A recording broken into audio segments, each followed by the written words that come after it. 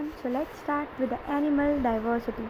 इसके अंदर हमारे पास जो एनिमल किंगडम है, एनिमल डाइवर्सिटी है, इसके अंदर हमारे पास टोटल 11 फाइलम हैं। Porifera, Coelenterata, Ctenophora, Platyhelminthes, Aschelminthes, Annelida, Arthropoda, Mollusca, इकायनोडर्मेटा, Hemichordata, Chordata. Porifera जो होते हैं ये पोर्स बियरिंग स्पोर्स होते हैं, इसलिए स्पोर्स इसमें आ जाएगा। जो सिलेंट्रेटा होता है उसको निडेरिया भी बोला जाता है, ध्यान रखना कहीं निडेरिया लिखा हो मतलब वो सिलेंट्रेटा की ही बात कर रहे हैं। प्लेटी मतलब फ्लैटी, तो फ्लैट, और हेल्मिन्थीस मतलब वॉर्म, तो प्लेटी हेल्मिन्थीस जो होती है ये फ्लैट वॉर्म होती है। एस्क मतलब राउंड और हेल्मिन्थीस मतलब वॉर्म, तो एस्क हेल्मिन्थीस मतलब राउंड वॉर्म होता है। ऑर्थ्रोपोडा जो होता है वो लार्जेस्ट फाइलम है, मोलस्का सेकेंड लार्जेस्ट फाइलम है।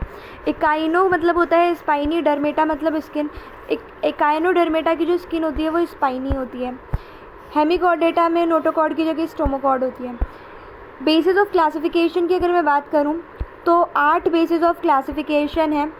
लेवल ऑफ बॉडी ऑर्गेनाइजेशन की सेल है, टिश्यू है, लेवल क्या है उसका, ऑर्गन है, ऑर्गन सिस्टम है। बॉडी की सिमेट्री कैसी है, एसिमेट्रिकल है, बायलेटरल सिमेट्रिकल है या रेडियल सिमेट्रिकल है। सर्कुलेटरी सिस्टम ओपन है या क्लोज है। डाइजेस्टिव सिस्टम का क्या पैटर्न है, बॉडी का क्या प्लान है। जर्मन लेयर डिप्लोप्लास्टिक है, ट्रिप्लोप्लास्टिक है। नेचर ऑफ सिलोम, एसिलोमेट है, सूडोसिलोमेट है या फिर सिलोमेट है।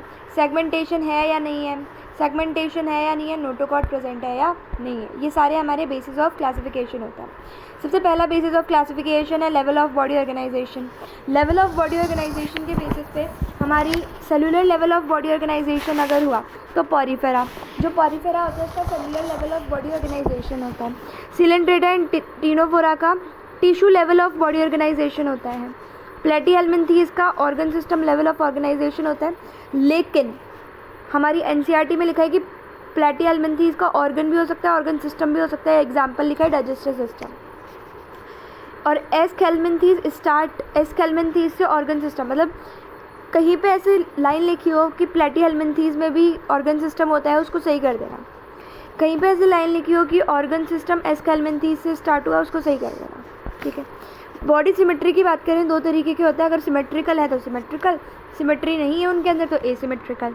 एसिमेट्रिकल के एग्जांपल जाएंगे हमारे पॉरीफेरा, लेकिन इसका एक्सेप्शन है साइकॉन एंड ल्यूकोसोलेनिया, इनके अंदर रेडियल सिमेट्री पाई जाती है। रेडियल सिमेट्री मतलब कि आप किसी भी प्लेन में उसको काट दो, ये 2 इक्वल हाफ में डिवाइड हो जाएंगे। बाइलेटरल सिमेट्री मतलब सिर्फ एक ही ऐसा प्लेन होगा जिसमें अगर आप उसको काटोगे तो वो 2 इक्वल हाफ में डिवाइड हो जाएंगे, ठीक है। रेडियल सिमेट्री में कैसे भी आप उसको काट दो वो 2 इक्वल हाफ में डिवाइड हो जाएंगे। लेकिन बाइलेटरल सिमेट्री में आप उसको एक ही प्लेन आपको ऐसा मिलेगा जिसमें अगर आप काटोगे उसको तो आपको एक सिमेट्रिकल मिलेगा। रेडियल सिमेट्री के एग्जांपल जाएंगे Coelenterata, Ctenophora and Sycon and Leucosolenia. Bilateral symmetry के एग्जांपल हो जाएंगे प्लेटिहेल्मिन्थीस से लेकर कॉर्डेटा तक जितने भी हैं। बस इसमें एक्सेप्शन आ जाता है इकायनोडर्मेटा एंड मोलस्का की गैस्ट्रोपोड ग्लास। इकायनोडर्मेटा में भी जो लार्वा होता है उसके अंदर तो बाइलेटरल सिमेट्री ही देखी जाती है। अडल्ट के अंदर रेडियल सिमेट्री देखी जाती है।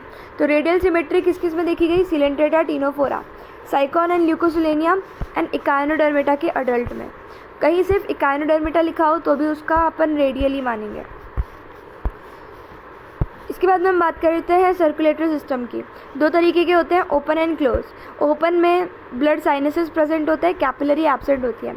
जो हमारे बॉडी ऑर्गन वगैरह होते हैं, सेल्स वगैरह होते हैं, वो डायरेक्टली बात कर रहे होते हैं ब्लड में। क्लोज सर्कुलेटरी सिस्टम में पूरा क्लोज होता है, वेन्स, आर्टरी, पूरी कैपिलरी प्रेजेंट होती है, इंटरस्टिशियल फ्लूइड की मदद से सेल के पास जाता है। ओपन सर्कुलेटरी सिस्टम के एग्जाम्पल जाएंगे leech, arthropoda, Mollusca, इकायनोडर्मेटा, hemichordata and urochordata. आप तो बस क्लोज सर्कुलेटरी सिस्टम के एग्जाम्पल याद रख लो, बाकी सारे बच्चे हमारे ओपन सर्कुलेटरी सिस्टम के एग्जाम्पल हो जाएंगे। Annelida and chordata close circulatory system का एग्जाम्पल है, लेकिन एनिलिडा में एक्सेप्शन आ जाता है लीच। एनिलिडा में क्लोज सर्कुलेटरी सिस्टम होता है नो डाउट, लेकिन एनिलिडा का ही एक मेंबर है लीच जिसके अंदर ओपन सर्कुलेटरी सिस्टम होता है। तो लीच एक्सेप्शन हो गया, इसके अंदर ओपन सर्कुलेटरी सिस्टम पाए जाते हैं। वैसे जनरली एनिलिडा के अंदर क्लोज सर्कुलेटरी सिस्टम पाया जाता है। जो ऑर्थ्रोपोडा है, ऑर्थ्रोपोडा के अंदर ओपन सर्कुलेटरी सिस्टम पाया जाता है, लेकिन सारे ऑर्थ्रोपोडा के अंदर पाया जाता है। मोलस्का में भी ओपन सर्कुलेटरी सिस्टम पाया जाता है, लेकिन मोलस्का के अंदर एक्सेप्शन आ जाता है सेफेलोपोडा क्लास में। मोलस्का की जो सेफेलोपोडा क्लास है जिसके अंदर आते हैं हमारे cuttle fish, octopus and squid. Cuttle fish, octopus and squid, ये जिसके अंदर आते हैं हमारी सेफेलोपोडा क्लास ऑफ मोलस्का, उसमें क्लोज सर्कुलेटरी सिस्टम पाया जाता है। ध्यान रखना, कटल फिश को सेपिया भी बोलते हैं, ऑक्टोपस को डेविल फिश भी बोलते हैं और स्क्विड को लॉलिंगो भी बोलते हैं। Loligo, devil fish, sepia, sepia, loligo, devil fish, sepia, loligo, devil fish, sepia, loligo, devil fish. ठीक है, ये हमारी सेफेलोपोडा क्लास में आते हैं ऑफ द मोलस्का जिसमें क्लोज सर्कुलेटरी सिस्टम पाया जाता है। कॉर्डेटा के अंदर अपना क्लोज सर्कुलेटरी सिस्टम ही पाया जाता है, लेकिन इसका भी एक्सेप्शन है, यूरोकॉर्डेटा क्लास। यूरोकॉर्डेटा के अंदर ओपन सर्कुलेटरी सिस्टम पाया जाता है, बचे हुए सेफेलोकॉर्डेटा एंड वर्टिब्रेटा के बीच में क्लोज सर्कुलेटरी सिस्टम। क्लियर। इसके बाद में हम बात करते हैं डाइजेस्टिव सिस्टम की। डाइजेस्टिव सिस्टम दो तरीके का होता है, एक इनकम्प्लीट जिसको ब्लाइंड सैक भी बोलते हैं, एक कंप्लीट डाइजेस्टिव सिस्टम जिसको ट्यूब विद इन ट्यूब बोलते हैं। इनकम्प्लीट डाइजेस्टिव सिस्टम या ब्लाइंड सैक के अंदर सिर्फ एक सिंगल ओपनिंग होती है जो माउथ एंड एनस दोनों का काम करती है। इसके एग्जाम्पल जाएंगे Coelenterata, Ctenophora and Platyhelminthes. Coelenterata, Ctenophora and Platyhelminthes के अंदर इनकम्प्लीट या blind sac, incomplete digestive system या ब्लाइंड सैक प्रेजेंट होता है। कंप्लीट डाइजेस्टिव सिस्टम एस्केल्मिन्थीज से लेके कॉर्डेटा तक, एस्केल्मिन्थीज से लेके कॉर्डेटा तक जितनी भी हमारी क्लास होती है, एस्केल्मिन्थीज से लेके कॉर्डेटा तक जितने भी हमारे फाइलम होते हैं, उन सब के अंदर कंप्लीट सर्कुलेटरी सिस्टम या tube with in tube present होता है। इसमें माउथ की, एनस की, दोनों की अलग अलग ओपनिंग होती है और बीच में जीआईटी और ये साइड में बॉडी वॉल। जो पॉरीफेरा होते हैं उनके अंदर सेल के अंदर ही डाइजेशन हो जाता है, इंट्रासेलुलर डाइजेशन हम बोलते हैं। लेकिन जो हमारे प्लेटीहेल्मिन्थीज से लेके कॉर्डेटा तक है, प्लेटीहेल्मिन्थीज से लेके कॉर्डेटा तक में एक्स्ट्रा सेलुलर डाइजेशन होता है, मतलब आउटसाइड द सेल होता है। हमारे बीच के दो भाई कहाँ गए, coelenterata, ctenophora. Coelenterata and ctenophora बीच के जो दो भाई हैं, इनके अंदर इंट्रासेलुलर एंड एक्स्ट्रा सेलुलर दोनों देखी जाती है, बोथ। इसके बाद में हम बात करते हैं डिप्लोब्लास्टिक, ट्रिप्लोब्लास्टिक ऑर्गेनाइजेशन की। जर्म लेयर के बेसिस पे होता है, ये एम्ब्रियोनिक लेयर के बेसिस पे होता है।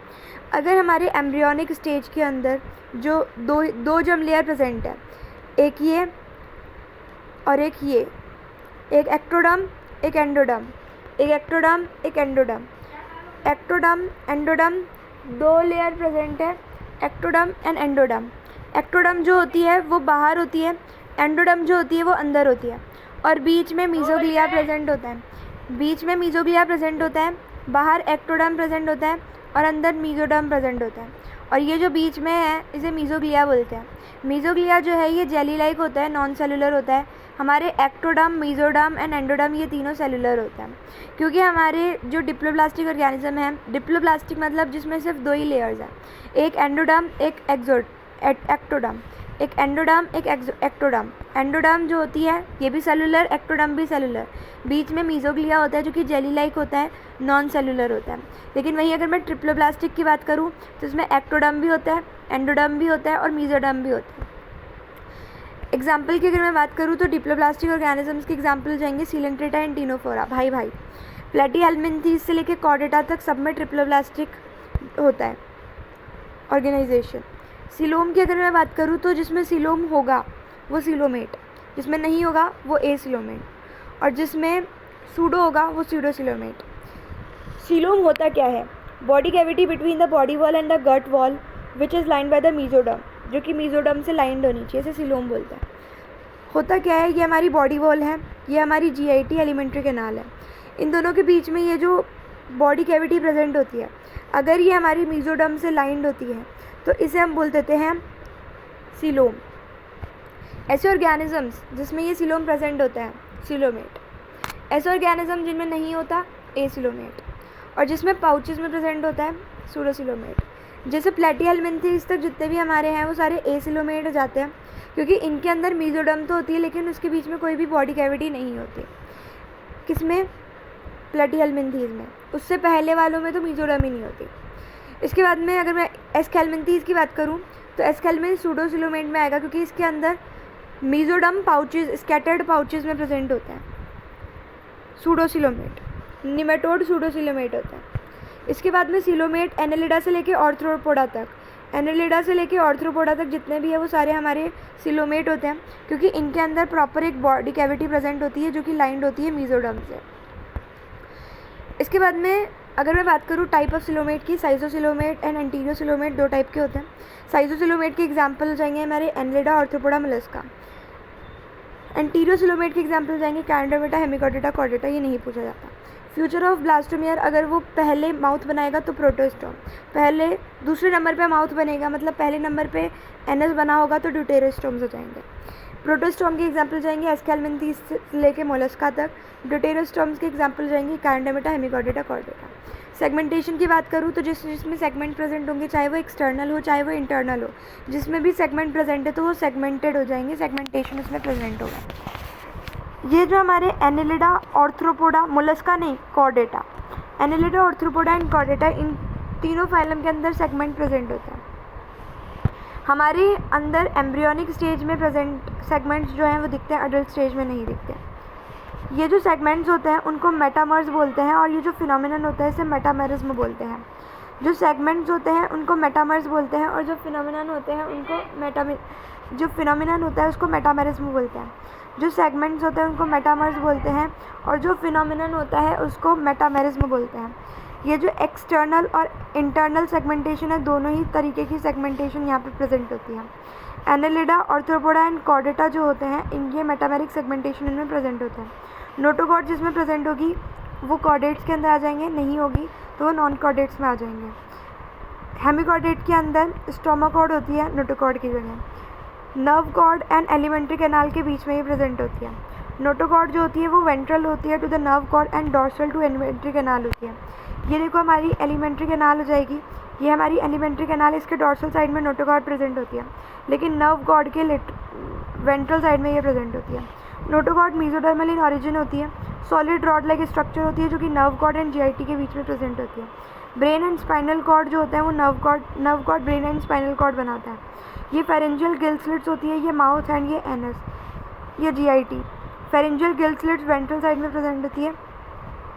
जो नोटोकॉर्ड है ये रिप्लेस हो जाती है बाय द वर्टिब्रल कॉलम। बस इतना ही था हमारे